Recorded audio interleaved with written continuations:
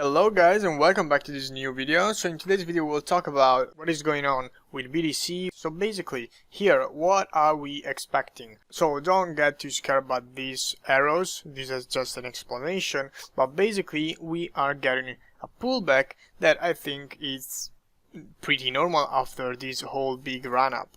So first thing first, a lot of people are looking a lot at the RSI, which I think is okay, but again, yeah, we are highly overbought, and of course you could argue that once the RSI is overbought, you get a pullback or a crash, depending on, of course, market situation. But the thing I want you to focus on is in a bull market, which until proven the opposite we are, the RSI keeps trading at this high range here in the overbought zone, and you get normal pullbacks. If you go over here, actually let me cancel this, we'll add this back later. If we go over here to the bull run of 2017, you can see that the RSI basically from December 2016 to January 2018, so basically 2 years, has been in the overbought zone. We are on a weekly time frame. As always, when I'm doing market breakdowns, I'm always focusing on the monthly, weekly, daily. So yeah, we normally have these pullbacks on the way up, and that's pretty normal. Okay, so as you can see here, after the pullback, the first pullback, 200%, then a 40% pullback. Again here, after the first pullback, almost another 200%, and then a 30% pullback.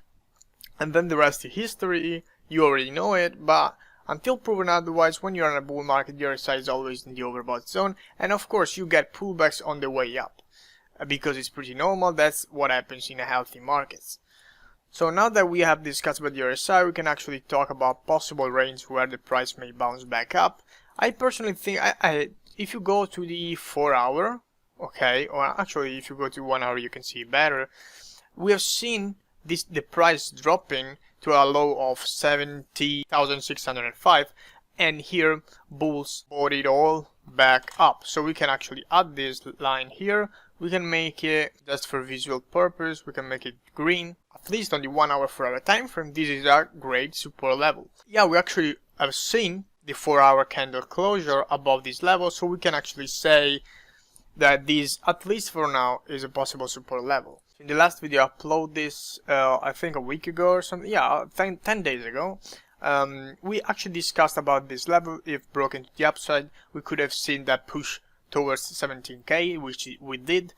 So this level, the red one here, 16,161, is also a level that I could see as a pullback zone. So actually we have seen, as I've said in the previous video, we have these three zones, alright? So actually here, let me cancel the trend line here, we kinda almost topped 19k, we got rejected, at least for now, but what is gonna happen now?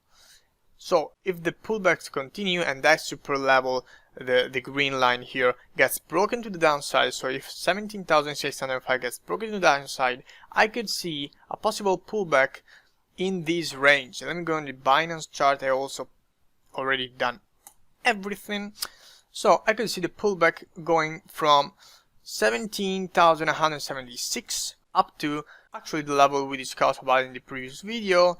We can actually extend this to 16k, but to be more precise, I think 16k 161. If we get a bounce here, we could actually see that 20k possible target.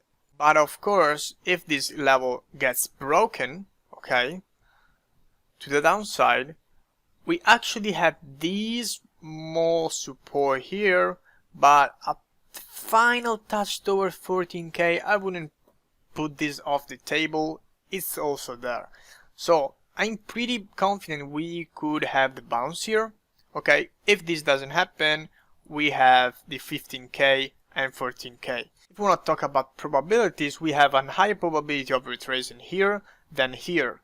Okay, but if this level gets broken, that would of course increase the probability of a retracement towards the next zone, that would be 14k and 13k. Hence why I had these two arrows here. If we do the math about here of all these retracement, it's pretty common to see 15% downward movement as a pullback, 30-40% in the BTC, in the crypto space, and of course on BTC.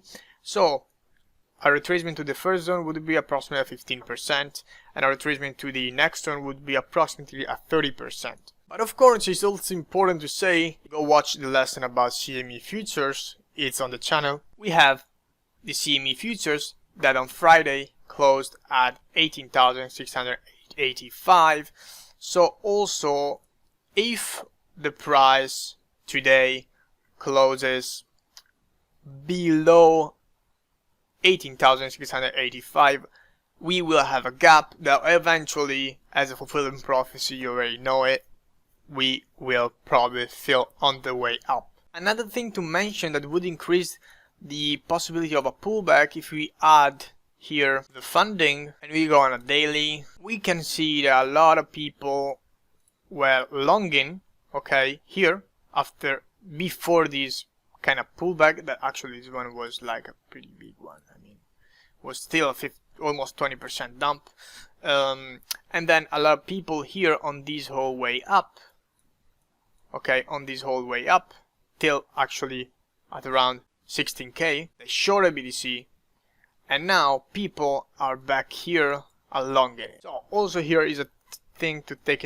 into consideration. The Bitcoin funding, I always see it as a contrary indicator, and then this thing here also increases the possibility of a pullback because a lot of people are longing. So basically that's it for today's video.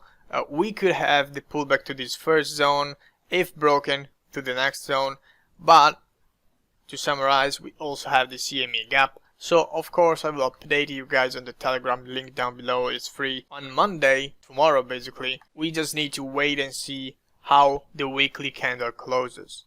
So if the weekly candle closes above this zone, so basically if the weekly candle closes above 17,300, I think we are bullish. And don't get me wrong, I still am. See you guys in the next one.